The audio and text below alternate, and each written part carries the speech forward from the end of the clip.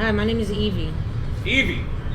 Yes, Evie. When I was 1, I was given away to my dad and his mother by my mother. She couldn't deal with it. She was young. I forgave her for that. Uh, when Your I mother was, gave you away? Yeah, she gave me to my dad and my grandma. My dad's mom. Where did you live at the time? In Puerto Rico. Well, I was living in Philly, and then we went to Puerto Rico when my grandma took me with her. And little did they know was that from the age of 3 till I was 9, my uncle was molesting me. Your uncle was molesting you? Yeah, that bastard. Did he live with you? Yep, he lived with us. And Okay. I remember because I remember the sensation of him having oral sex on me when I was 3. So he was performing oral. Your uncle was performing oral sex on you starting at age 3. Correct.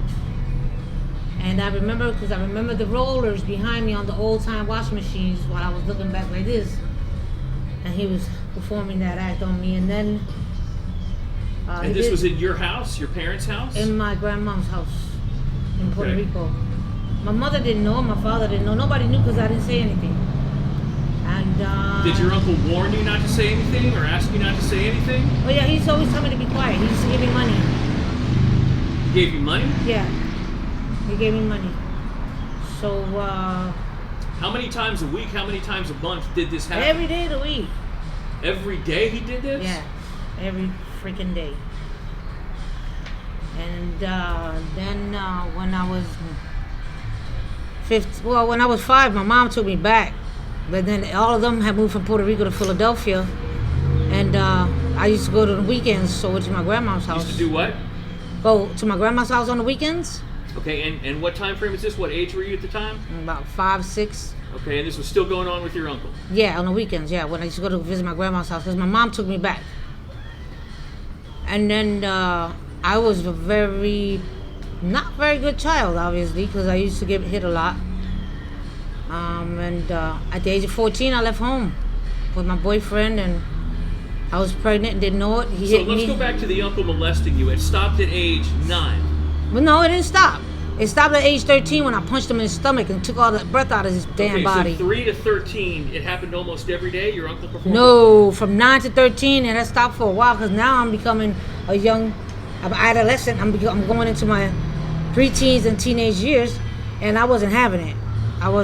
So you told now him, I can defend myself. You told him we're not doing this. Right. Did he try to keep doing it anyway? Yeah, I told you when I was 13, he tried to do it again, and I punched him dead in his stomach and left him without no air. Nothing. He's deaf and had a hand like this because he got cut for cursing at somebody. They cut all his nerves out of his hands.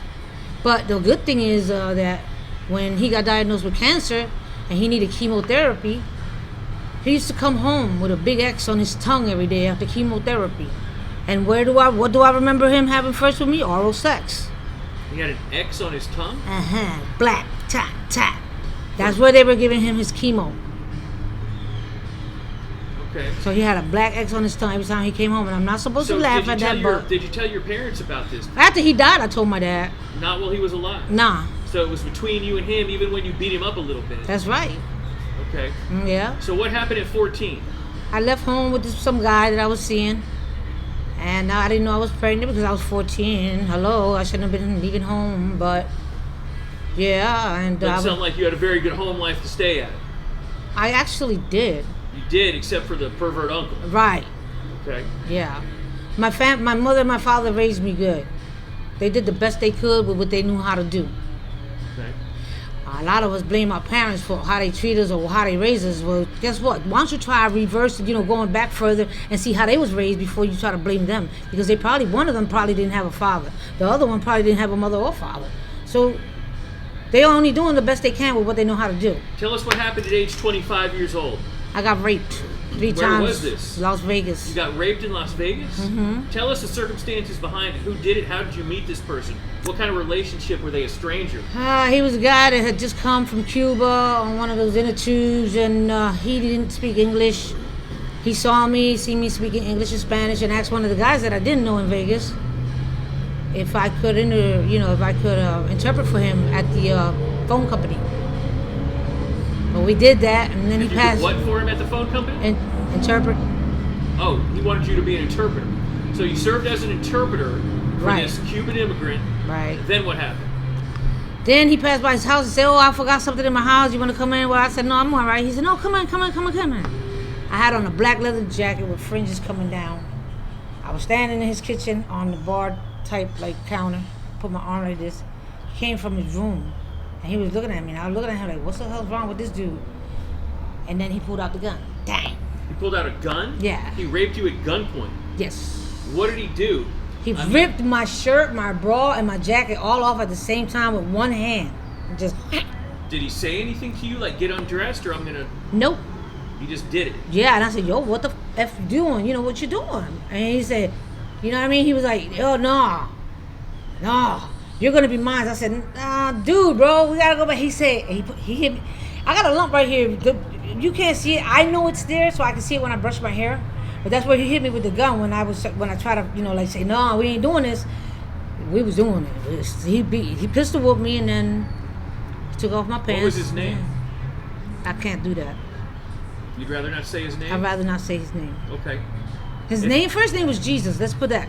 Let's leave it Jesus, at that. Jesus? Jesus, yeah. Okay. Talk to Jesus. Say, Jesus, this is what I have to say to you. Jesus, this is what I have to say to you. You tried to rape another woman and her husband killed you in Las Vegas about 7 years ago. I hope you're burning in hell where you deserve to be, you son of a... So he's dead.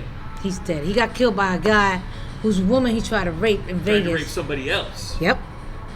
He raped me 3 times, and I couldn't go tell the police because he was a drug lord.